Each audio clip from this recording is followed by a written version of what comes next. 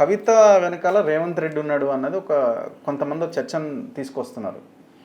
ఇప్పుడు దీన్ని యాక్సెప్ట్ చేయొచ్చా? ఎక్కడో అర్ధరాత్రి బైక్ మీద అర్ధరాత్రి బైక్ మీద ఎక్కడో అట్లాంటి స్టేట్మెంట్ అవి కూడా.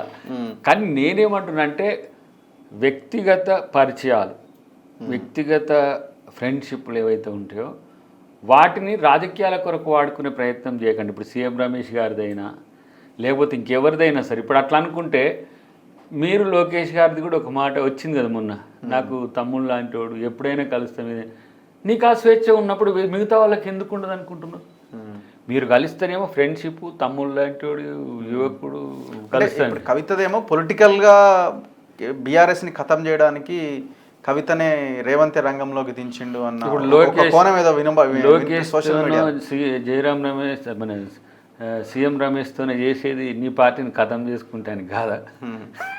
ఇప్పుడు తనకు బీజేపీతో పోవడం ఇష్టం లేదేమో, అందుకని మీతో డివియేట్ అవుతుందేమో, ఎందుకంటే బీజేపీ తనని జైల్లో పెట్టింది కాబట్టి. మేము గతంలో కూడా చెప్పినాం కదా, మీ కెరీర్ కోసం మీ సోదరి జైల్లో పడ్డా కూడా మీరు స్పందించని తీరు చివరికి అనంగా నెలకు ఎంతో పోయినట్టుంది. కేసీఆర్ అయితే వచ్చినాక కలిసినట్టుంది, అసలే పోలే. కాబట్టి ఇట్లా అంటే రాజకీయ ప్రయోజనమే కుటుంబ ప్రయోజనాన్ని తాకట్టు పెడుతుందా? ఇంతలా ఉంటుందా అంటే ఉంటుంది. ఎవరు ఔరంగజేబు ఏం చేసిండు, మనోడేమో ఏమో అని అప్పుడు ఈయనను ఔరంగజేబు ఇంతకుముందు ఏమో అనే కదా జనతా గ్యారేజ్ అంటే, జనతా గ్యారేజ్లో మరి తండ్రే కొడుకుని చంపుతాడని చెప్పి అన్నాం, నేనే అన్నా. ఇప్పుడు జనతా గ్యారేజ్ కాదు, ఔరంగజేబు ఉన్నట్టు. ఎందుకంటే కుటుంబాన్ని మొత్తం తన రాజకీయ ప్రయోజనాల కోసం పనంగా పెట్టే పరిస్థితి, సొంత తండ్రిని చంపే చరిత్ర ఉంది. కాబట్టి అట్లాంటివి కాకుండా ఉండాలంటే తెలంగాణలో మంచి రాజకీయ సంస్కృతి. ఇప్పుడు మనోడైతే నాకు పరిచయం 2006 అప్పటి నుంచి చూస్తున్నా కదా, 2014 నుంచి అసలు మాకు టచ్ లేదనుకో. కానీ పోను పూర్తి చంద్రముఖిగా మారిపోయి ఈ స్థితికి వచ్చింది. ఇక్కడి నుంచి ఇంకెక్కువ బోకు మిత్రమా, ఎందుకంటే ఇది పద్ధతికి కాదు. ఇప్పుడు దళితులను మీరు ఏ విధంగా హింసించిండ్రో వ్యక్తిగతంగా మేము పోయిన వాళ్ళం. మీరా కుమార్ వచ్చైతే ఏడ్చింది నేరేళ్ళ సంఘటన.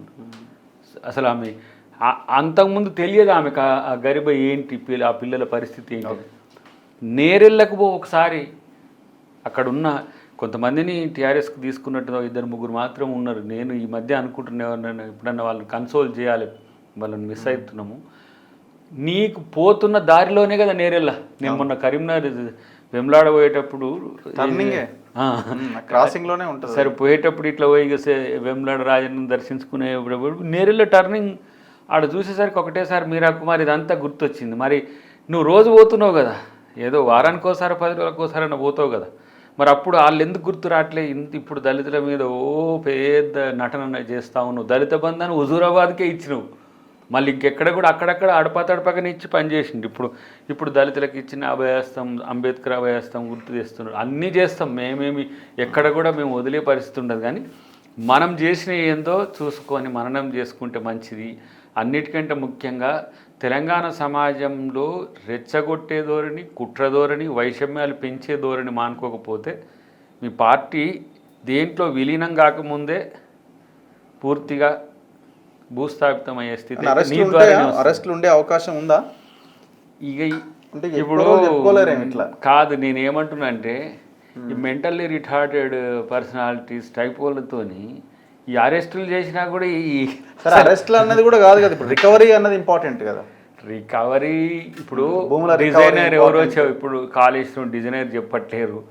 ఇప్పుడు ఈ పాపం అధికారులు చిన్న చిన్న చేపలు అయితే అమయ్ కుమార్ లాంటి వాళ్ళు, ఈలు ఈఎన్సీలు దొరుకుతూ ఉన్నారు. ఇప్పుడు అసలు దొరకాలంటే ఇప్పుడు మనం ఇచ్చిన డేటా ప్రకారం కోర్టులు ఏం చేస్తాయి అనేది మనం చూడాల్సిన అవసరం ఉంది. మేము మాత్రం స్ట్రింజెంట్గా, మా పార్టీ కూడా స్ట్రింజెంట్గా ఉంటుంది. ఇప్పుడు రాజకీయాలు అఫ్కోర్స్ ఎంత రాజకీయ ప్రత్యర్థి అయినా కొంత సానుకూల ధోరణితోనే రాజకీయ వ్యవస్థ ఉంటుంది. ఏ మాట కామాట, ఏదో శాశ్వత శత్రువులు శాశ్వత మిత్రులు అనేటట్టు ఉండరు. కానీ వీళ్ళు చేసిన విధ్వంసాన్ని చూసిన తర్వాత వీళ్ళు రాజకీయ నాయకుల, తెలంగాణ భక్షకుల అనేటట్టుగా కనపడుతున్న పరిస్థితి. ఇంకా మనకు తక్కువ తెలిసి తక్కువ ముత్తుకున్నాము. ఇవన్నీ తెలిస్తే నేను గుండెలు బాదుకొని కొట్లాడుతుంది. నేను అనుకుంటున్నా నేనేదో పొలిటికల్గా కేసీఆర్ను టార్గెట్ చేయడానికో కేసీఆర్ చేసిన తప్పుల్ని ఎత్తి చూపడానికి మాట్లాడినట్టుగా మాట్లాడినాం తప్పితే ఇంత విధ్వంసం అడుగున జరుగుతుంది లోతు భూములు ఈ కథ వ్యవహారం అప్పుడు అంతా ఫోకస్ లేదు. అసలు ఈ ఔటర్ రింగ్ రోడ్ చట్టో రీజనల్ రింగ్ మధ్యన్నో ఈ దళితుల భూములకు సంబంధించి ఇప్పుడు మా దాంట్లో చూడు ఒకటి రెండు సంఘటనలు రాగానే మా వాళ్ళు అలర్ట్ అవుతున్నారు. ఇప్పుడు మొన్న ఉన్నది కదా గోశాలకు సంబంధించినవి కానీ లేకపోతే ఇతర మాకు ఇమ్మీడియట్గా మా ఇంటెలిజెన్స్ పోతూనే ఉంటుంది పార్టీకి ఎక్కడ ఏమన్నా నష్టం జరుగుతుందా దాని విషయంలో మనం ప్రజలకు కష్టం చేయొద్దనే ఉద్దేశంతో ఎమ్మటే సీఎం గారికి ఇండికేషన్స్ వస్తూనే ఉంటాయి.